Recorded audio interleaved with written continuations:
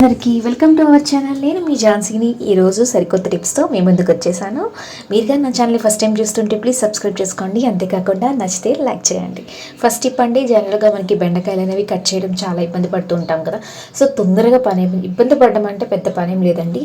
తొందరగా అయిపోవాలి. బెండకాయ ఒక్కటి కట్ చేయడం అంటే బోల్ టైం పడుతుంది. అన్ని బెండకాయలు కలిసి కట్ చేయడం అంటే అన్నీ ఒకటి కదిలిపోతాయి కదండి. ఆ కదిలిపోకుండానికి అన్ని బెండకాయలు ఇలా కలిపేసి ఒక రబ్బర్ బ్యాండ్ చుట్టేసుకోవాలండి. ఒక పెద్ద రబ్బర్ బ్యాండ్ మనం తీసుకున్నాం అనుకోండి, కాయలు ఆ రబ్బర్ బ్యాండ్ చుట్టూ మనకి ఆ రబ్బర్ బ్యాండ్ సరిపడైతే పెట్టుకోవచ్చు అండి. ఒక చిన్న తీసుకున్నాం అనుకోండి, కొన్ని అయితే బెండకాయలు పడతాయి. ఇలా పెద్ద రబ్బర్ బ్యాండ్ ఒకటే పెట్టాలండి. మనం డబల్ పెట్టామనుకోండి ఇంకా తక్కువ అయితే బెండకాయలు పడతాయి. ఈ విధంగా బెండకాయల్ని చాలా ఈజీగా అయితే కట్ చేసుకోవచ్చు. చూసారు కదా ఎంతో ఈజీగా ఈ రబ్బర్ బ్యాండ్ సహాయంతో బెండకాయలు అనేది చాలా ఎక్కువ కట్ చేసుకోవచ్చు అండి.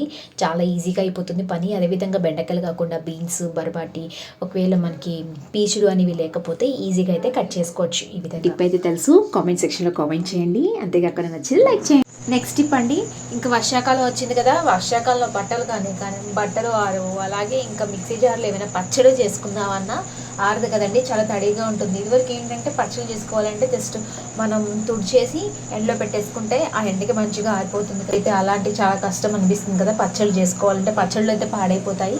ఇలా కొంచెం నీరు తగిలితే ఎటువంటి నీరే తగలకుండా చక్కగా ఆ మిక్సీ జార్ తడంతా పోతుందండి. పోవడానికి ఏంటంటే ఇలాగ ఫస్ట్ మిక్సీ జార్ తడిగా ఉన్నప్పుడే కొంచెం క్లాత్ పెట్టి మంచిగా తుడుచుకొని ఇలాగ స్టవ్ ఆన్ చేసుకొని మనం స్లో ఫ్లేమ్లో ఒక 30 సెకండ్స్, జస్ట్ మనకి ఎక్కువ కాదండి, కొంచెం దూరం నుంచి ఈ మిక్సీ జార్ అని చూపించామనుకోండి, ఇలాగ పైకి ఇలా కిందికి పైకి జస్ట్ చూపించామనుకోండి, ఒక 30 సెకండ్స్ కూడా మేబీ అవసరం లేదేమో, అంత త్వరగా అయితే ఆ తడంతా పోతుంది. చూసారు కదండి, అసలు చెమ్మ కూడా ఉండదండి. తడి కాకుండా చెమ్మ కూడా ఉండదు. నెక్స్ట్ టిప్ అండి, మనకి బాదం పప్పులు కానీ జీడిపప్పులు కానీ ఏదైనా డ్రై ఫ్రూట్స్ కానీ ఏంటంటే బయట కొన్ని రోజులు ఉండేసరికి పురుగు అనేది పట్టేస్తుంది. సో పురుగు పట్టకుండా ఉండాలి అంటే మనందరి ఇంట్లో లవంగాలు అనేది అవైలబుల్ ఉంటాయి కదా. సో ఈ లవంగాలు దాంట్లో పెట్టారనుకోండి, మీకు పెట్టుకున్న క్వాంటిటీ బట్టి, బాదం పప్పు క్వాంటిటీ బట్టి లవంగాలు దాంట్లో వేసుకొని స్టోర్ చేసుకున్నారంటే పురుగు అయితే పట్టకుండా ఉంటుంది. మనం ఫ్రిడ్జ్ అయితే ఉన్న వాళ్ళైతే సరే, ఫ్రిడ్జ్ లేని వాళ్ళకైతే ఈ టిప్ అయితే మంచిగా యూజ్ అవుతుంది. నెక్స్ట్ టిప్ అండి, వెల్లుపాయలు మనం ఒలుచుకోవాలి అంటే అబ్బా అనిపిస్తుంది కదా. సో చేయిలో ఒక్కొక్కసారి గోర్లు నొప్పి వస్తాయి.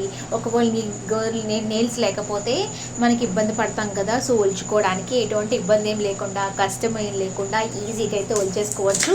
ఈ విధంగా మనం జస్ట్ పాయలు కూడా తీసుకోకర్లేదండి. ఇలా వెల్లుల్లిపాయ బలంగా మనం ఇలాగ వీడియో చూపించే విధంగా అడ్డంగా కట్ చేసుకుంటే జస్ట్ ఎక్కువేం శ్రమ పట్టకుండానే ఈజీగా వచ్చేస్తుంది.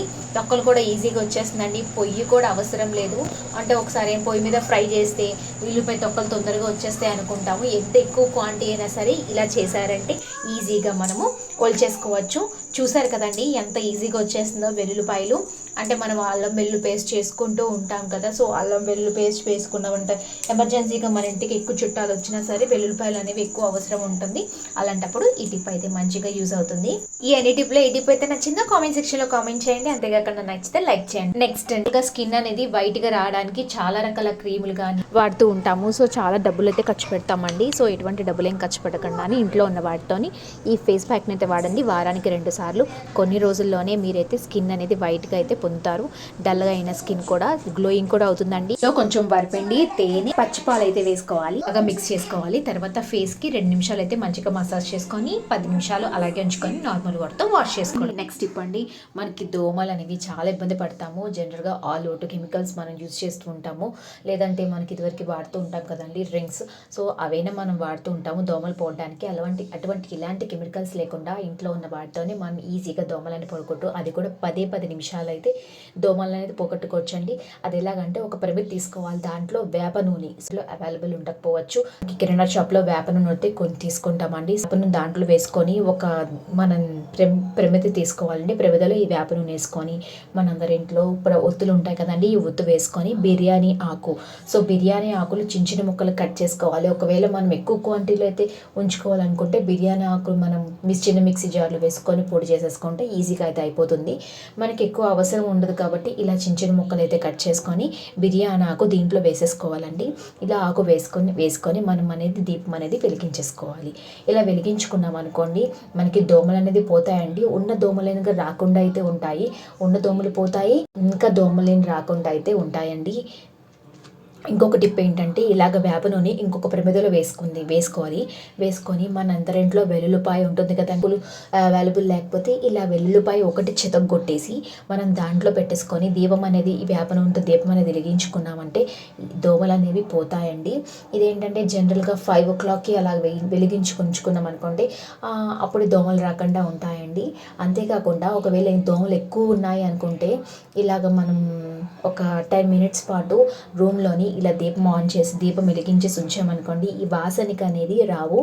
ఇలా వేప నూనెలో మనమైతే ఇలా బిర్యానీ ఆకు వెల్లుల్లిపాయ రెబ్బ కాకుండా ఇలాగ కర్పూరం బిల్లు ఉంటుంది కదండి, కర్పూరం బిల్లుని బాగా పొడి చేసేసి చేత్తో పొడి చేసిన వేసుకోవచ్చు అండి.